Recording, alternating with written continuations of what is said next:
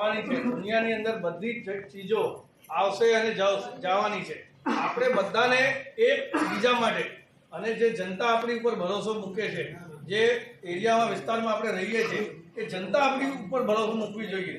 જનતાના માટે આપણે કામ કરવાનું છે. જ્યાર સુધી તમે જનતાની વચમાં નહીં જશો હતા અને બીજા દિવસે ગુજરાત પ્રમુખના જે ગુજરાત પ્રમુખ હતો હું મને ત્યાંથી હટાવવામાં આવી, પણ મેં મારી હાર નહીં માની અને કામ ચાલુ રાખ્યું.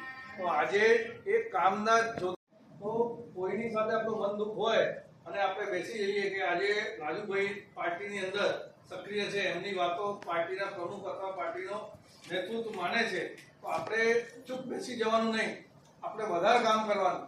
જ્યારે અમારો સમય હતો, અમારી સાથે કે આવું બનતો હતો કે જ્યારે અમને આવું લાગતું હતું થોડું ગડબડ થઈ હતી, પણ આપણે બધા એકબીજા સાથે મળીને સુરત હોય, વાપી હોય, તાપી હોય, બધી જિલ્લાની અંદર સારી રીતે આપણે કામ કરવાનું છે.